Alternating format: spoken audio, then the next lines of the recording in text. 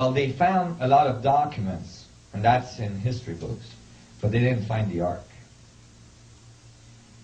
It just happens that while they were there digging, the king of Ethiopia was in exile. There was a revolution in Ethiopia and was brought in exile to Jerusalem. And when he heard the Knights Templars were looking for the ark, he went to them and said, "I have the ark. It's in Ethiopia." Now, how did that happen? There was a very well-known route along the Nile that went down the Nile through the Blue Nile into Lake Taos in Ethiopia. And sure enough, in Ethiopia, you find a high population of ancient Jewish tradition, which scholars never knew where the Jews came from, why they went to Ethiopia. Most likely what happened is that the Essene temple became unstable, became dangerous. It became dangerous to leave the ark there. So they decided to take it down the Nile. They did, and they eventually settled at Elephantine Island on the Nile. And they found an Hebraic temple there, which, you know, in Jewish tradition, you're not supposed to build a temple unless it's the temple to place the ark in. So wherever you find an ancient Hebraic temple, the ark had to be there. So you find that temple in the appropriate times being built on Elephantine Island. And then it stayed there for a long time, hundreds of years, till it became unstable there too. So they brought it down into the Blue Nile, into Ethiopia. And in Ethiopia, on that lake, you find a very ancient Hebraic temple having been built. And all the priests there say that they used to have the ark. And then eventually the ark was brought to St. Mary of Zion in Axiom, Ethiopia, where it's supposed to be to this day. It's a little chapel that's heavily guarded by the Ethiopian army. And so the Knights Templar actually went down the Nile, and what they did is they made a deal with that king. That king actually is the father of the Rastafarian tradition. That's how deep this goes. The Rastafarian tradition is actually directly linked to the history of the ark. And if you talk to Rastafarians that are really scholarly involved, they will tell you that the ark is the center of their worship.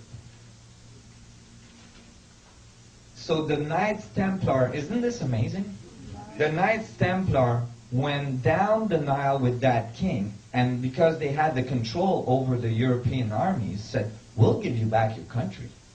That's not a big problem for us. We've got guns. They have, arrows and lances."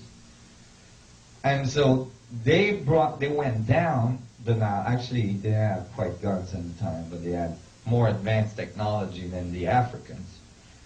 And they fought for that king's country, and in exchange, the king gave them access to the ark. And there, in Ethiopia, you find ancient traditions that talk about blonde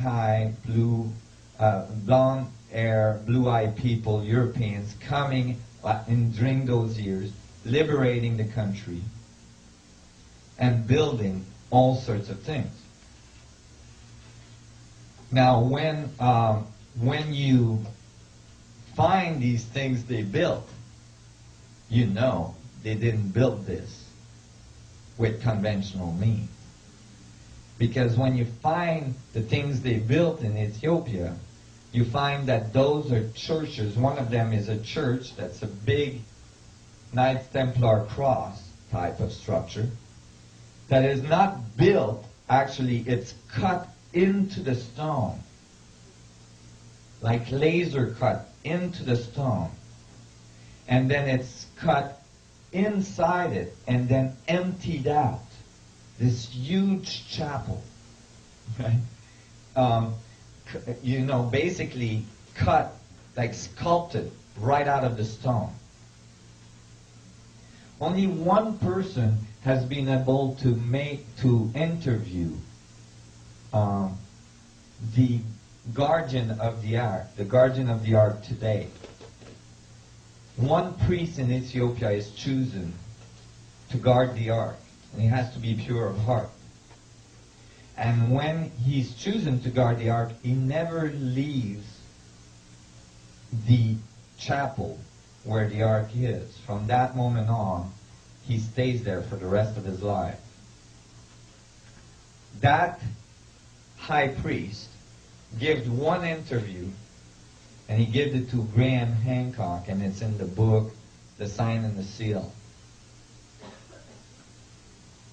And in the interview, Graham says, "What is the power of the ark?"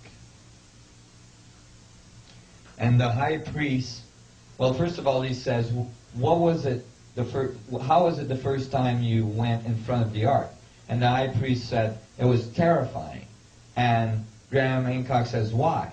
And he said, "Because the ark is an object of fire. That means it radiates." And then he said, "What's the power of the ark?"